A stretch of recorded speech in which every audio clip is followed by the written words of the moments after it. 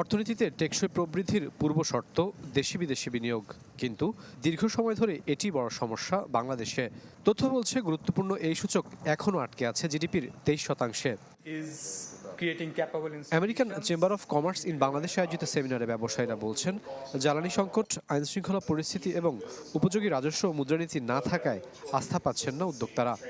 Additional tax above the 15% on supplementary duty on food items, I think it is unacceptable. I think, sir, all your dreams will not be fulfilled because tax rates and VAT rates are very high. We have long-term finance rates the same as short-term finance rates nowhere in the world. We need access to long-term industrial credit at rates that are single-digit. Some of the companies that they really want to pay tax, but the issue is if they pay tax and their competitors don't pay tax, it's no longer a level playing ground. ব্যবসায়ীদের কঠিন পরিস্থিতির বিষয়টি স্বীকার করেন খোদ অর্থ উপদেষ্টা ও NBR চেয়ারম্যানও। সংকটের জন্য দায়ী করেন বিগত সরকারের একরোখা নীতি ও ভুল পরিকল্পনাকে। বলেন, বিপুল অর্থ পাচারের কারণে নষ্ট হয়েছে আর্থিক ভারসাম্য। এ সময় আসছে বাজেটে ক্ষুদ্র ব্যবসায়ীদের জন্য বিশেষ পরিকল্পনার কথা বলেন সরকারের দুই শীর্ষ ব্যক্তি।